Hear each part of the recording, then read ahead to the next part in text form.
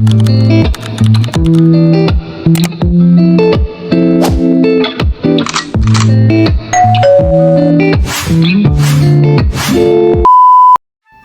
everyone, Assalamu alaikum. Welcome to my channel Farhana's Life Moments. আলহামদুলিল্লাহ, দেখতে দেখতে 6টি রোজাও শেষ হয়ে গেল। এখন তেমন কিছু খেতে ভালোও লাগে না, তাই ভাবলাম আজকে ভাজা পোড়া বানাবো না। তাই ইফতারে ভাজা পোড়া বাদ দিয়ে সবজি খিচুড়ি বানাবো। আর আম্মু সবজি খিচুড়ি বানানোর জন্য আগে থেকেই সব কিছু তৈরি করে রেখেছিল, সবজিগুলোকেও কেটে নিয়েছিল। খিচুড়ি বানানোর জন্য পেঁয়াজ কুচি, আদা রসুন বাটা, পরিমাণ মতো লবণ, হলুদ মরিচ গুঁড়ো, পরিমাণ মতো তেল দিয়ে একসাথে সবগুলো উপকরণকে ভালোভাবে মাখিয়ে নেবে। সাথে কাঁচা মরিচও দিয়েছিল।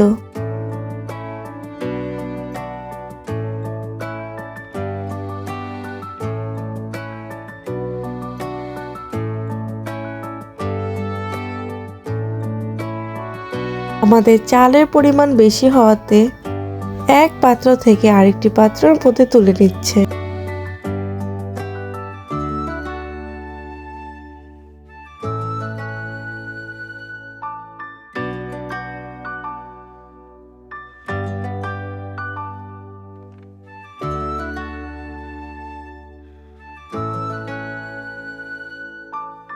খিচুড়ি বানানোর জন্য আগে থেকেই পানি অ্যাড করে দিচ্ছে, সাথে অ্যাড করে দিচ্ছে তেজপাতা। এখন চুলার মধ্যে বসিয়ে দিল পাত্রটি। এখন অনেকটা সময় নিয়ে জাল করে নিতে হবে। পানিটা অনেকটাই ফুটে এসেছে। এখন অ্যাড করে দিচ্ছে মটরশুঁটি।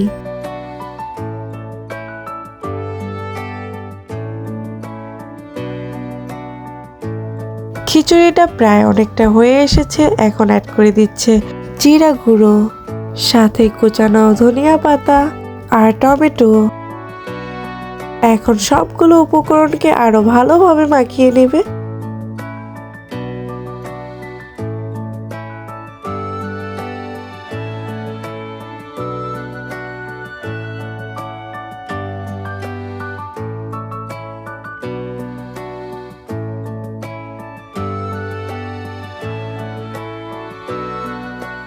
এখন অনেকটা সময় নিয়ে জাল করে নিবে, যতক্ষণ না পর্যন্ত খিচুড়ি হয়ে যাচ্ছে।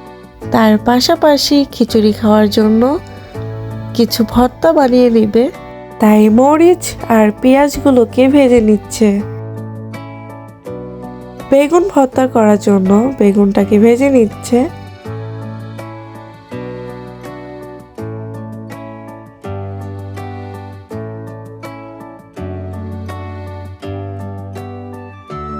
বেগুনগুলো ভাজা শেষ। এখন তুলে নিচ্ছে একটি পাত্রের মধ্যে। এখন বেগুন ভর্তা করার জন্য সবগুলো উপকরণকে মাখিয়ে নেবে। লবণ, শুকনো মরিচ, কাঁচা পেঁয়াজ দিয়ে বেগুন ভর্তা করে নিচ্ছে।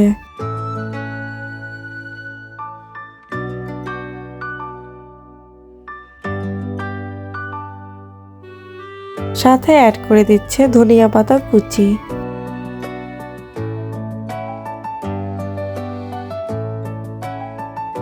এখন একটি পাত্রের মধ্যে তুলে নিচ্ছে।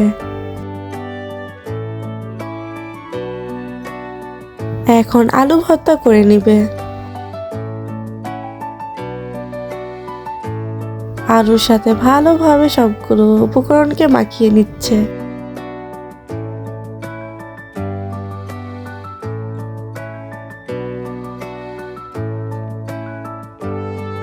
আলু ভর্তা করা শেষ। এখন একটি পাত্রের মধ্যে তুলে নিচ্ছে।